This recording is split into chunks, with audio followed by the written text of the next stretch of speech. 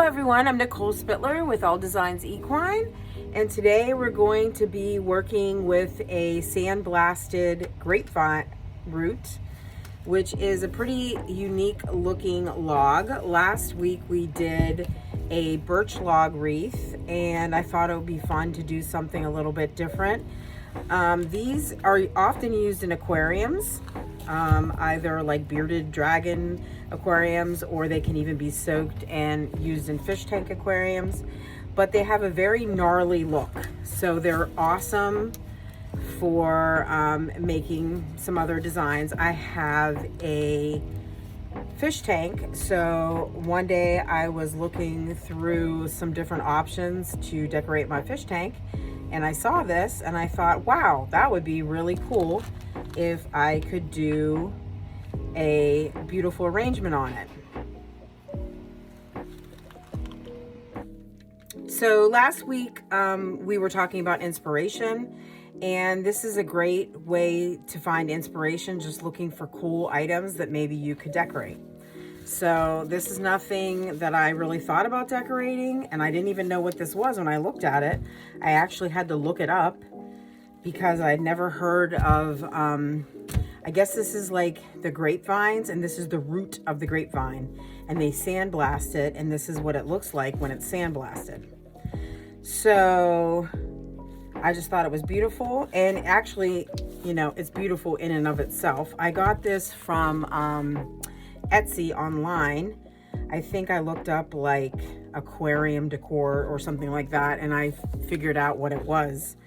So in order to start this, like I said, I haven't done this one, but you have to figure out how you want it to sit. So this, you can have it sit flatter. You could have it sit, which is kind of cool to see the actual, the variegated look of it with the dark and then the light, or you can have it a little bit higher. So for some reason, I think I'm going to go with it a little bit higher, but there's actually no wrong or right answer, but maybe just because this would be a good place to put the styrofoam. So this is how we're going to start it. Now I put some wire already through the styrofoam, and I'm going to try to find a place to put it in. So maybe this won't work. I don't know. Maybe right here. So I'm going to put wire around here, and then I'm going to, I might just wrap it this way. And then what I'll do is I'll cover the mechanics as I always do, so you can't see where I end up putting it. So I don't know if I'm gonna add, maybe I'll just wrap it around here. That way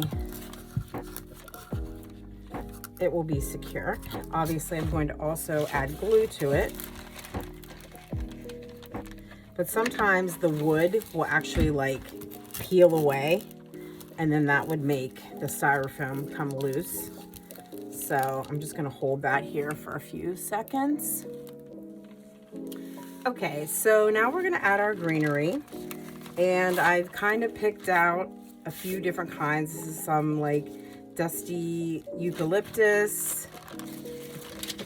Here's some like eucalyptus leaves. I don't know what this is, but it's nice, like just a very pale, like very small little tiny white flowers. And then we have some pine and some thistle and some of this brown fern and some other things. So we're gonna see how this goes. Once again, I'm kind of just doing this from scratch, trying to figure out what looks good. This is a little bit of a harder shape than normal, honestly, but I think we can still make something cool. So I'm gonna cut apart this greenery and just start laying down the base of it.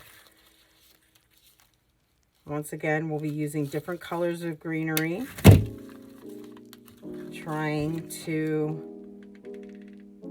make it very interesting for the eye. I'm trying to figure out, this might actually, so if something doesn't look good, guess what? We'll come back and we will you know, rework it or do something different with it. I mean, believe me, I don't always just put stuff together and it looks good. Sometimes I'm like, okay, this is not looking very good. So we'll just try. This is a little bit more challenging, but at the same time, because it's such a unique and beautiful log, it works really well. So we're just going to kind of put this as the base, and this will be kind of covering some of the wire and the glue and stuff that I just put down. And I'm gonna put a little bit of pine in here. This was left over from Christmas. The pine is awesome. I love pine actually year round. So we're gonna use that. Has anybody done any really cool inspirational floral designs? I'd love to see some, or I'd love people to drop in the comments some cool things that they've made. Like I said, I'm not going to steal anybody's ideas, but art is one of those things where you can get inspired from other people's art and then create something beautiful of your own. But I'm always looking for inspiration, always looking for unique and cool things that other people haven't done, or a twist on something that somebody has done. So I'm always in the neighborhood to try to figure out some stuff that's cool. And I actually do have a notebook that I keep when I come up with a great idea, because sometimes I come up with a great idea and then I literally cannot remember it. I'm like, I know I had this great idea and I can't remember what it is now, but I know it was really cool. So I keep a notebook, I jot things down, and then sometimes I literally will not revisit it for an entire year. It kind of depends on how much time I have, or if I'm ready to start new projects or new ideas.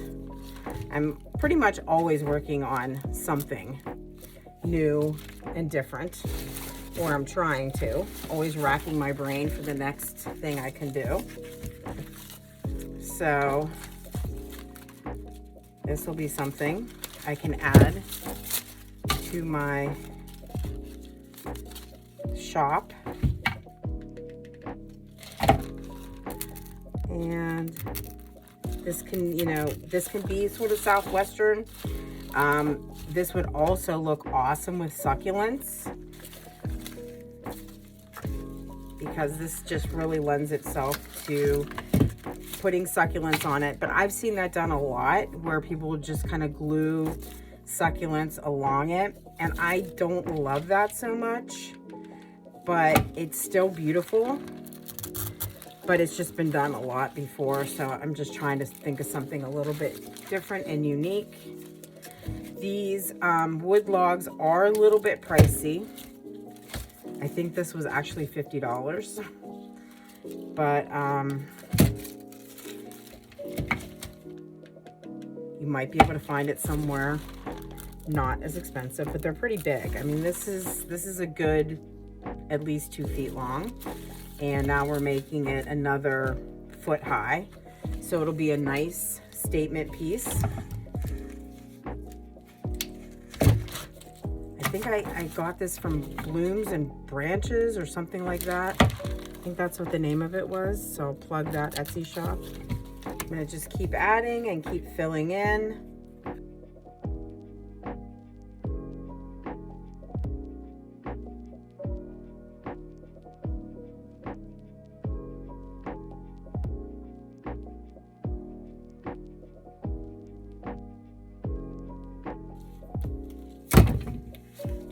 And then I might add a little extra height with this.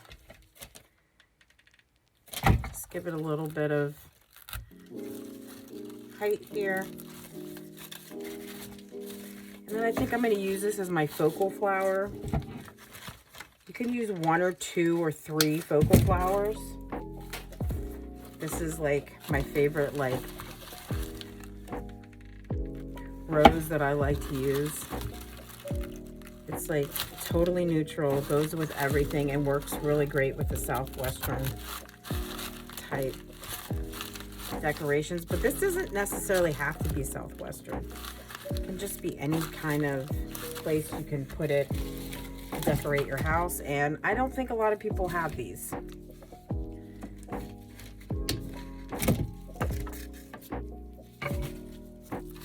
And add some more here with the height.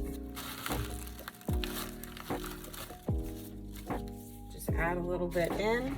And then we're going to be adding some wood flowers here and the thistles, the green thistles. But I think it's a good idea to use succulents. I could have used succulents just in addition to these flowers. Would have been kind of cool. And maybe even some pheasant feathers or something like that. I'm keeping this neutral, but you can add any colors you like. Okay, I'm going to give you a side view of what I'm working with here, since you're getting only a top view. But I'm using these beautiful little flowers to break up the greenery. So as I always say, we're using different shapes of greenery, different colors of greenery, some of the greenery is flat and round, some of it's spiky. That makes it very interesting for the eye. And we also want negative space, meaning we don't want it in a big mass of like all dark greenery and you can't see any of the beautiful flowers. So you want to use different kinds of greenery and break things up. And if it's too heavy in any area, I'll go back and cut it out, because you definitely want negative space, which is the space that isn't being used by any flowers or greenery, so you can see through it. So I often make a wreath, go take a picture of the wreath and realize, wow, that is too heavy looking. So I actually have to go through and cut out some spaces in it, which is like emotionally painful in a way, because you're like, I just used all this greenery, but it's too much, it's too heavy, and it doesn't look good. So sometimes taking pictures of your, any of your floral centerpieces or anything, if you take a picture of it, you'll see the mistakes that you don't see when you're actually looking at it. So it's kind of a trick that I use. Sometimes I'll go take a picture and then I can actually see anything that doesn't look correct. Now, I took the wood flowers, I take a thick piece of wire, I glue it in here, it makes a stem. So we're just going to be gluing that in.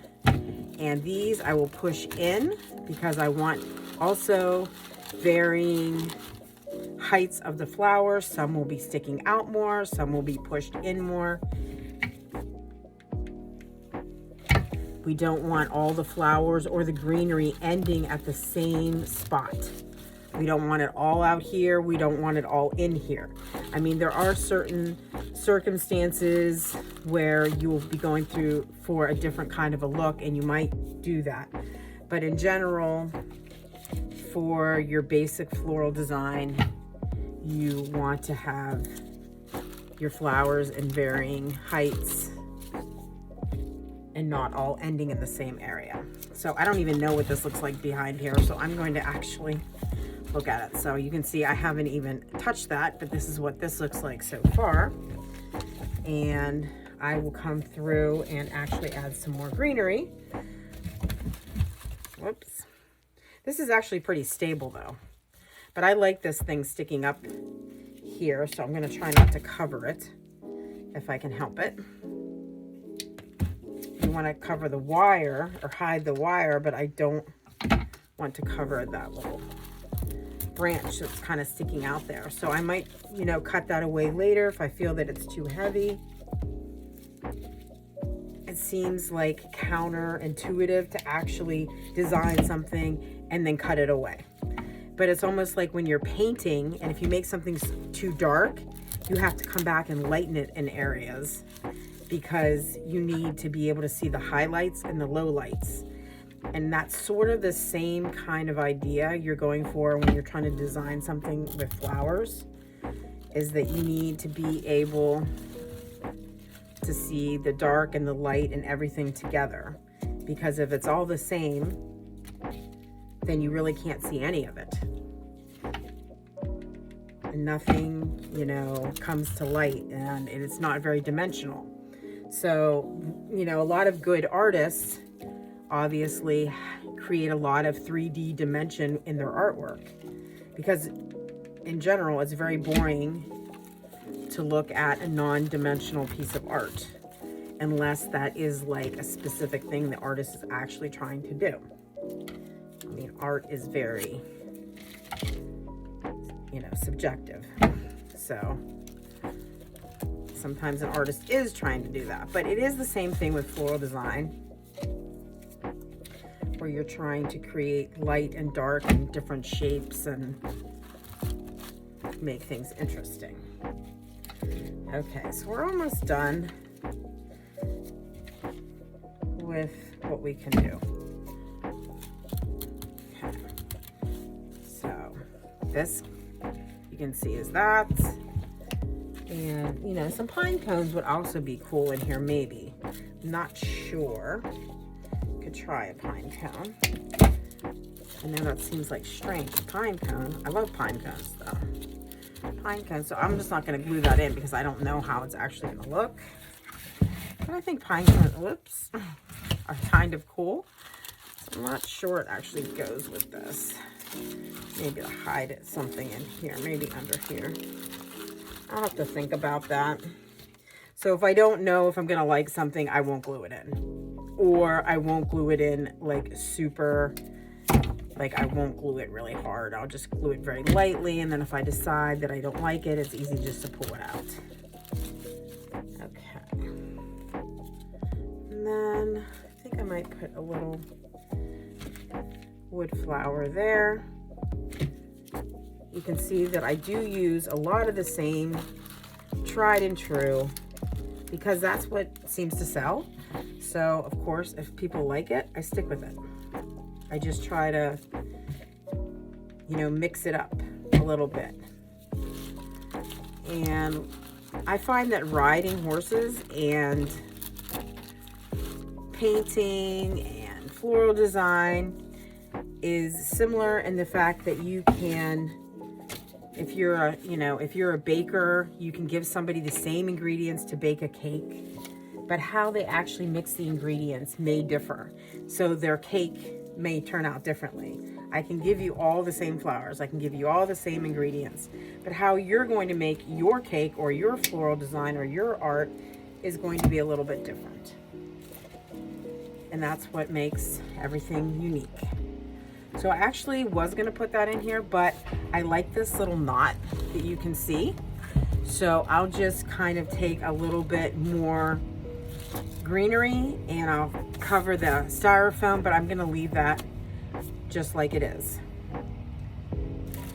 And I'm going to see what it will look like with some feathers. It may or may not look good, just because this is a log. Kind of goes with that woodsy feel, even though it's really not in the woods, but it still might be cool. I took some feathers maybe and gave it a little dimension. You can put your feathers in so many different ways. You can make it like that, which is kind of cool. You can put them like in the same side coming out, which is cool. I'll show you a couple different ways. So you can do it like that. I'll show you the other way. Whoops, I think I'll take it this way. In that direction. Whoops, I just pulled him out.